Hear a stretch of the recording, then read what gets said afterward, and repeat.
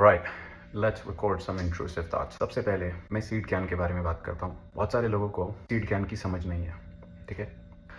अगर आप सनातन धर्म के हिसाब से देखो तो आपको दो चीज़ें बताई जाती है कि ये धरती पुरुष और प्रकृति से बनी है। प्रकृति इज नेचर और पुरुष इज द ह्यूमन बीइंग। अब इसमें मेल फीमेल, फिर आप जितना डीप जाओगे क्रोमोसोम्स, उन सब में। लेकिन सबसे बड़ा डिफरेंस वहाँ पे होता है जहाँ पे आपको समझ में आनी शुरू होती है कि अगर सब कुछ सीड ज्ञान है तो हमें सीड ज्ञान क्यों नहीं सिखाया जाता, क्यों हमें नहीं बताया जाता कि सीड ज्ञान जो है वो सबसे इंपॉर्टेंट है हर एक चीज में। अब जब मैं इसका जवाब ढूंढने निकला तो मुझे समझ में आया कि हमें सिर्फ दो चीजों में रखा जाता है, ड्यूअलिटी में, जिसका रिलेशन कंप्लीटली रिलेटेबल है सीड ज्ञान से, कि आपको हमेशा दो चीजें दिखाई जाती हैं। हालांकि ऐसा नहीं है। दो आर्ग्यूमेंट हो सकती हैं, दो साइड्स हो सकती हैं, लेकिन क्या वर्ल्ड सिर्फ दो चीजों में बटा हुआ है? आई मीन थिंक करो। तो मैं बहुत बार वीडियोस वॉच करता हूँ और बोलता हूँ कि देखता हूँ कि लोग बोलते हैं कि मेरे ये बिलीव्स हैं, मेरे ये बिलीव्स हैं। अगर उसके ये बिलीव्स हैं तो क्यों बिलीव्स हैं? आजकल आप देख रहे होगे बहुत सारी कंट्रोवर्सीज चल रही हैं कि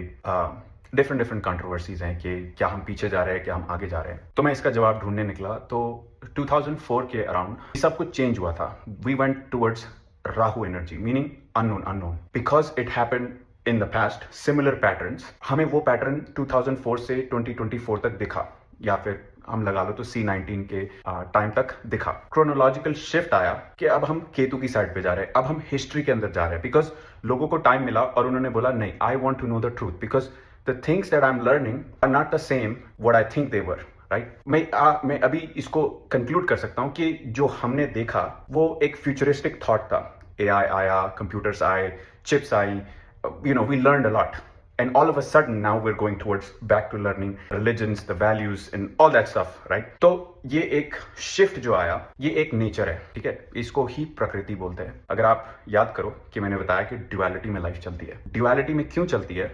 बिकॉज अगर आप सोचो कि हम हार्मोनली ऐसे हैं। अब हमारे जो ज्ञानी पंडित हैं जिन्होंने ये सब लिखा, या ये सब जो उनको थॉट्स आए, जो उनके प्रिसाइज चीजें थी जो उन्होंने किताबों में लिख के छोड़ी संस्कृत में, तो हम पुरुष और प्रकृति को दो प्लैनेट से देखते हैं, जिसे मार्शियन एनर्जी और वेनुसियन एनर्जी बोलते हैं, यानी कि मार्स और वीनस। मैं थोड़ा डीप गया इसके अंदर और मुझे समझ में आया कि हमारी बॉडी में मेल्स के अंदर टेस्टोस्टेरोन ज्यादा होता है, फीमेल्स के अंदर एस्ट्रोजन ज्यादा होता है। आई स्टार्टेड कोरिलेटिंग दैट, ठीक है। अभी मैं बोर्ड पे पिक्चर लगा के आपको समझाऊंगा थोड़ा और डिटेल में। ये सिर्फ एक इंट्रोडक्शन है, आपको सिर्फ आपके दिमाग में डालने के लिए कि मैं क्या सोचता हूं या कैसे मैं बहुत सारी चीजों की कंक्लूजन पे आ रहा हूं। बिकॉज जब मैंने ये एक पैटर्न देखना शुरू किया, I reached out to a doctor who is also an astrologer.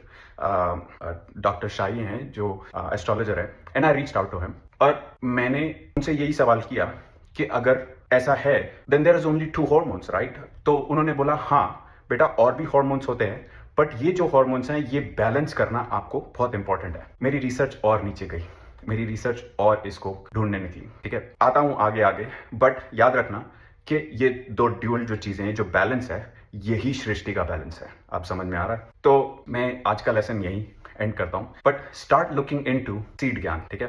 I hope you enjoy, hit that like button, please subscribe, share with your friends and family, and I will see you in the next